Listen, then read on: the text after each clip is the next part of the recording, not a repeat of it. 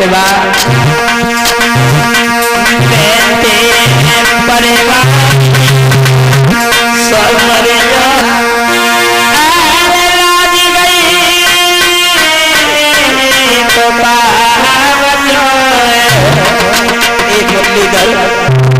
स्त्री के पास उसका आभूषण लज्जा होती है।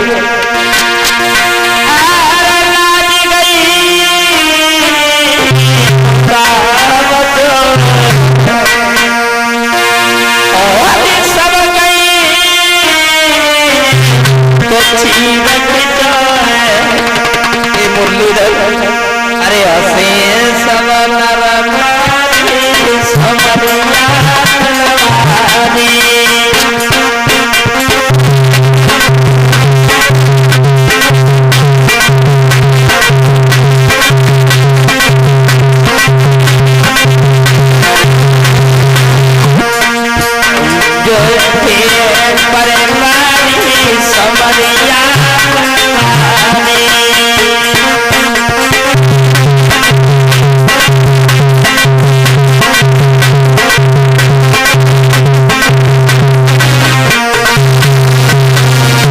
द्रौपदी चिल्लाने लगी कहाँ स्वभाव, क्योंकि स्त्री का जो आभूषण होता है वो उसकी लज्जा।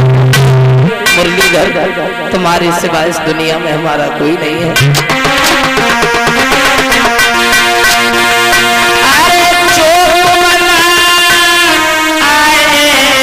अरे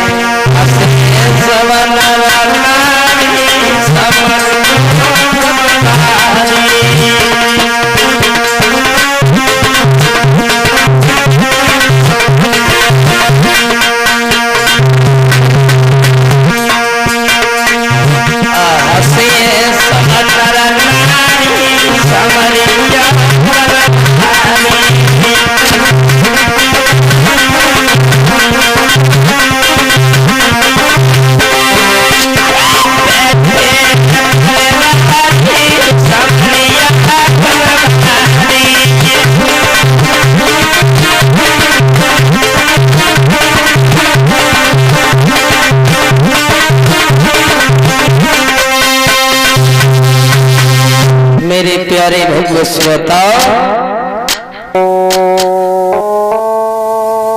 द्रौपदी की जहां दुशासन साड़ी खींचने लगा है, अंत में द्रौपदी ने भगवान कन्हैया को याद किया है।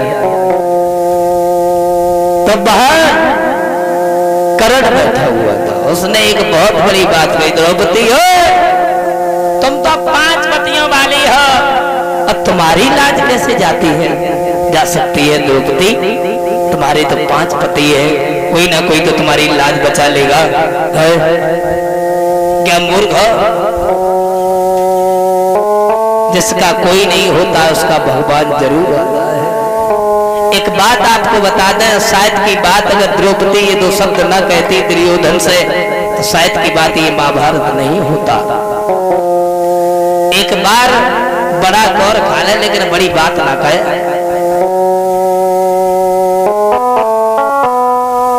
तो उस कर्ण ने बहुत बड़ी बात कही, सुन द्रौपदी तू तो 5 पतियों वाली है, कि कर कुछ दिल में शर्म और दुनिया के है बड़ी बेशरम, और बड़ी बेशरम कैसी तो 5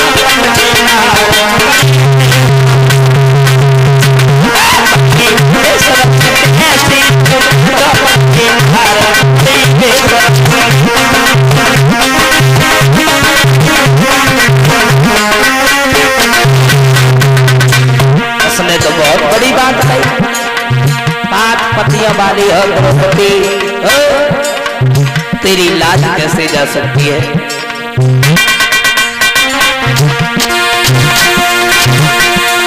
पर कुछ दिल में शर्म, दुनिया में है एक बड़ी बेशरम, बड़ी बेशरम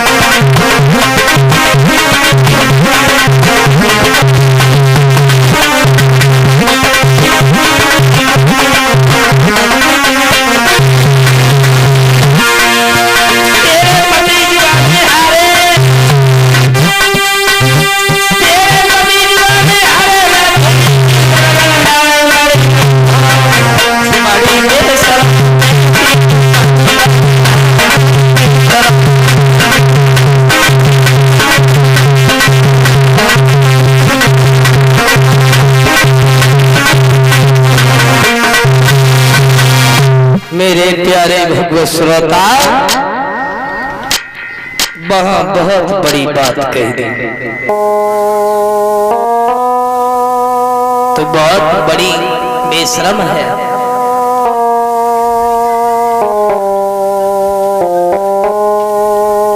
द्रौपदी, तुम्हारे तो 5 पति हैं, तुम्हारी लाज नहीं जा सकती है। अंत में द्रौपदी ने जब भगवान कन्हैया को पुकार लिया है, तो भगवान पहुंच गए एक रूप रख के वहां। एक बात आपको बता दें, भगवान के नाम में बहुत बड़ी ताकत होती है, भगवान की भक्ति में बहुत बड़ी तासीर होती है। अब जब दुशासन वो साड़ी खींच रहा है, खींचते खींचते थक गया वो दुशासन, यही नहीं पता चल रहा है या साड़ी बीच नारी है, या नारी बीच साड़ी है, या नारी की ही साड़ी है, पता ही नहीं चल रहा है क्या चक्कर है। दुशासन पछाड़ खा के वहां गिर पड़ा है, लेकिन चीर को नहीं खींच सका। अंत में भगवान कन्हैया ने उस द्रौपदी की वहां रक्षा की है। इधर जब कौरव जो थे, दुर्योधन को फिर भी तसल्ली नहीं पड़ी। भगवान कन्हैया इधर अर्जुन के साथ में रहने लगे हैं। जब युद्ध हुआ है, युद्ध हुआ है, चक्रव्यूह के युद्ध में जब कुछ भी नहीं बचा, वहां दुर्योधन लौट के जब हार के जा रहा था, तो अश्वत्थामा नाम का एक ब्राह्मण था, उसके पास मिला जाके।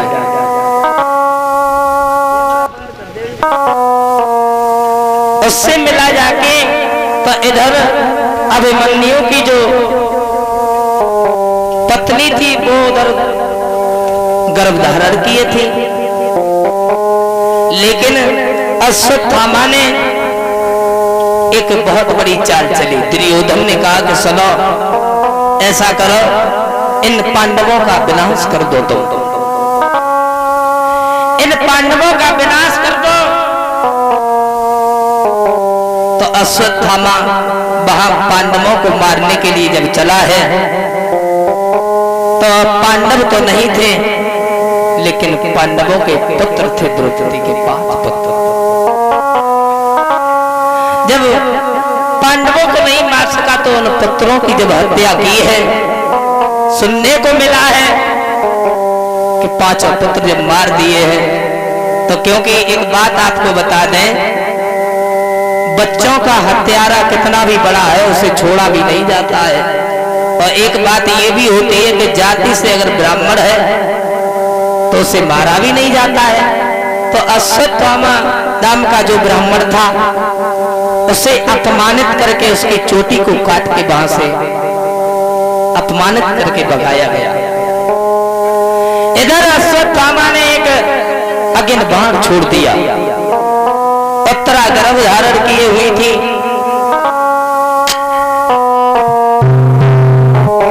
जब उत्तरा गर्भ धारण किए हुई थी, तो उनके गर्भ को वो बाण जलाने लगा।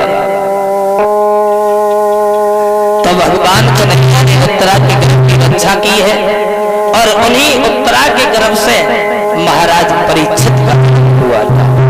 बोलिए गोविंद भगवान की।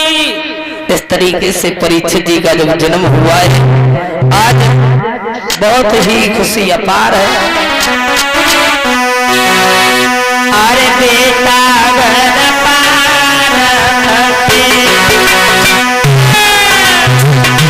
आशीष भैया, अरे बेटा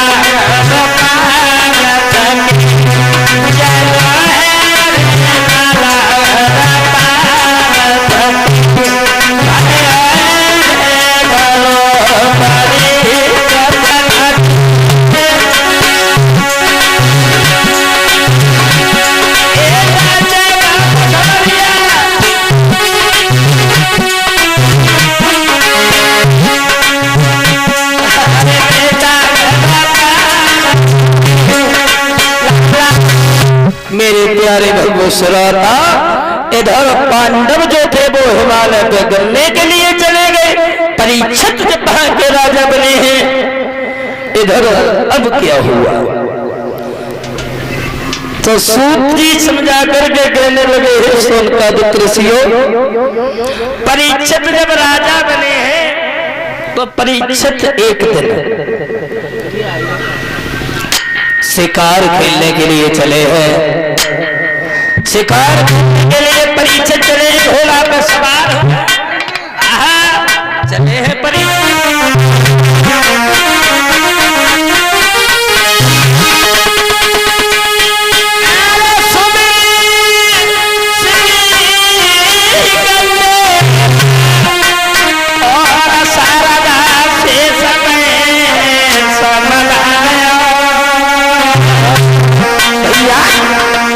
जब माता पिता को सुमिरन करके देना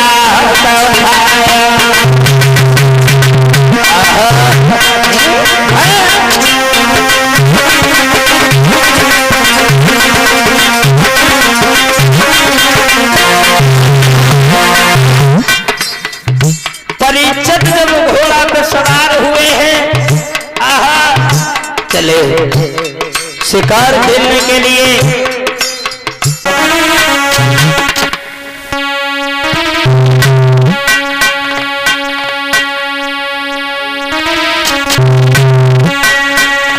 भगवान की कथा में तालियां जुड़ी हो गई। अरे कोई रंग के सरिया ढोरी घनश्याम गले में आती कोई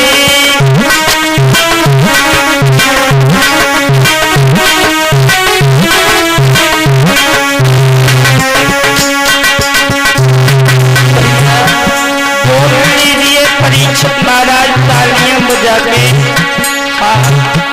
भगवान की कथा में तालियां भी जरूरी होती है।